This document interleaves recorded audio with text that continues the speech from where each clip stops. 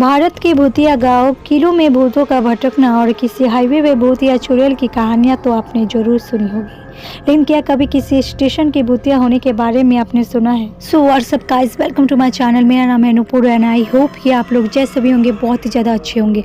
आज मैं फिर से और एक रोंगटे खड़े कर देने वाले स्टोरी के साथ आप लोगों के सामने आ चुकी हूँ। ये कहानी पश्चिम बंगाल के पुरुलिया जिले में स्थित स्टेशन बेगुन कोदार की है। रांची डिवीजन के कोटाशिला मुरी सेक्शन पर स्थित इस स्टेशन का नाम सुनते ही लोग सहम जाया करते थे। शाम के बाद तो दूर इस स्टेशन के आसपास कोई दिन के वक्त भी जाना नहीं चाहता था।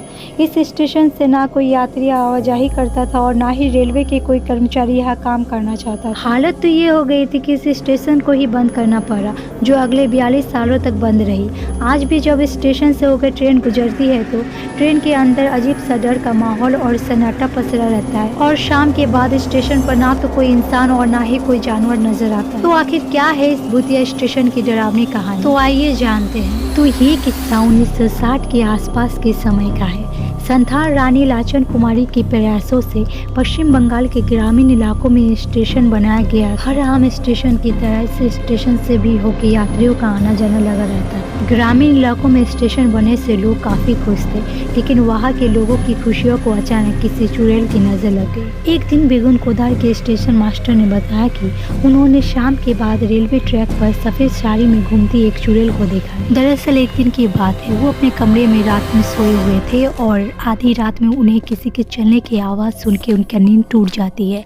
वो खिड़की पे आके देखते हैं तो वहाँ पे कोई भी नहीं होता। जैसे ही वो अपने कमरे की ओर जाने की कोशिश करते हैं, फिर से किसी के चलने की आवाज़ सुनते हैं। फिर आके देखते हैं तो वहाँ पे कोई भी नहीं होता। वो वहीं पे बैठ के इंतजार कर रहे थे कि आखिर कौन है जो इतनी रात में यहाँ पे घूम रहा है। एंड तभी अचानक वहाँ से एक ट्रेन गुजरती है। एंड ये देखने के बाद उनके रोंगटे खड़े हो जाते हैं, क्योंकि ट्रेन की रफ्तार के साथ साथ एक औरत सफेद साड़ी पहन के उसी रफ्तार के साथ आगे बढ़ते हुए दिखाई देती है। ये सब देखने के बाद उस स्टेशन मास्टर का इतना ज्यादा हालत खराब हो चुका था कि वो अपनी जगह से हिल भी नहीं पा रहा था। ऐसे कैसे करके उन्होंने रात वहाँ पे बिताया। सुबह होते ही पूरे गाँव वालों को ये बात बताई। पहले तो लोगों को उनकी बातों पर विश्वास नहीं हुआ, लेकिन जब बाद में कई लोगों ने सफेद साड़ी में घूमते उस चुड़ैल को देखने का दावा किया तो लोगों के मन में एक डर बैठने लगा। कुछ ट्रेनों के ड्राइवर ने तो दावा किया कि उन्होंने सफेद साड़ी में एक चुड़ैल को ट्रेन के साथ उसी रफ्तार में दौड़ते हुए भी देखा है। और कहा जाने लगा कि कुछ समय पहले ही ट्रेन के ट्रैक पे किसी जवान लड़की ने आत्महत्या कर ली थी।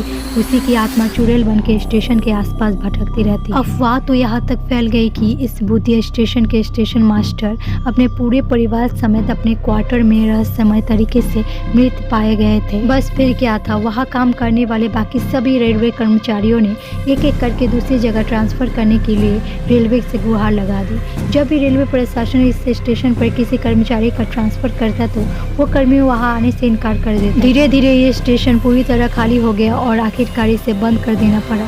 ऐसी स्थिति करीब 42 सालों तक रही।